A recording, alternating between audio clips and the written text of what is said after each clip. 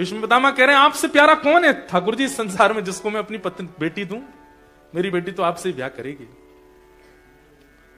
ठाकुर जी बोले केवल सुंदरता नहीं देखनी चाहिए, होने वाले दामाद में केवल सुंदरता है और कर दिया ब्याह, पता चली बुद्धि गुड़गोबर है पूरी, समझदारी भी होनी चाहिए, बहुत सारे गुण देखने चाहिए दामाद में, तब जाके बेटी का ब्याह करना चाहिए।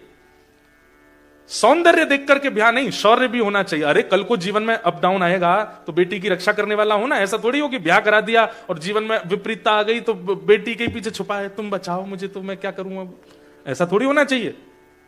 शौर्यवान होना चाहिए। भीष्म पितामह बोले एक आईना रख लीजिए अपने आगे, क्योंकि जो जो आप गुण बोलते जाओगे मैं सब आप में दिखा दूंगा। ठाकुर जी बोले शौर्य कहां है हमें? अरे राजाओं के डर के मारे बीच समुद्र में नगरी बना करके रहते हैं हम तो, द्वारिका में। लोग बाग ये कहते थे जब ठाकुर जी थे पृथ्वी पे कि राजाओं के डर के मारे समुद्र के बीच में नगरी बना के रहता है कृष्ण, इसको डर लगता है राजाओं से। भीष्म पितामह बोले आप जैसा शौर्य किसका होगा? बोले क्यों? युधितुर गर्जो विधुम्न विश्व क्वच लुलित श्रम वार्य अलंकृताश्य मम निशित शरीर विविद्यमान त्वचि विलसत कवचेस्तु कृष्ण आत्मा। आप जैसा शौर्य किसका हो सकता है नाथ? क्यों? बोले अर्जुन को एक बाण स्पर्श नहीं कर पाया महाभारत युद्ध में। क्यों? क्योंकि आप उसके रक्षक थे, आप उसके सामने सारथी बनकर के बैठे थे, जबकि अर्जुन सबका केंद्र बिंदु था, लेकिन उस अर्जुन को एक बाण स्पर्श नहीं कर पाया। इसमें अर्जुन का शौर्य नहीं है, आपका शौर्य है।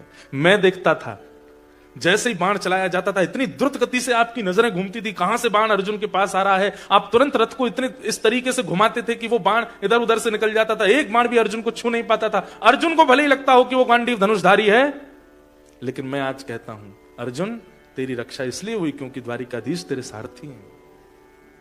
तेरी इतनी हिम्मत है कि तू बाणों से बच जाए, वो भी मेरे बाणों से। भीष्म पितामह एक ऐसा बाण छोड़ते थे कि जिसका अभिमंत्र, जिसका नाम बोल के छोड़ा, वो चाहे गुफा में चला जाए, बाण वहां जाके मार देगा। क्या बता रहा था मैं? शौर्य। हे नाथ आप जैसा शौर्य किसका होगा? ठाकुर जी बोले केवल सुंदरता और शौर्य से काम नहीं चलेगा, दामाद को प्रेमी होना चाहिए। और जैसी प्रेमी शब्द कहा ना, भीष्म पितामह की आंखों में आंसू आ गए। बोले आप बोल रहे हो प्रेमी? नाथ प्रेम की जो नदी है ना, आपसे ही प्रारंभ होती है और आप में ही रह जाती है, वो कहीं किसी और का स्पर्श भी नहीं कर पाती। हम दुनिया के लोग तो नाटक करते हैं प्रेम का, हमको प्रेम आता है, प्रेम तो केवल आपका है। और भगवान का प्रेम कैसा है? भीष्म पितामह कहते हैं स्वनिगमम अपहाय मत प्रतिज्ञा मृतमधिकर तुम बप्लुतो रथस्थः धृत रथ चरणो भयाशलद्गु हरिरिवहन्तु मिभं गतोत्तरीय। शपति शिव शंकर तुम हो भोले दया के सागर, तुम कैलाशपति शिव शंकर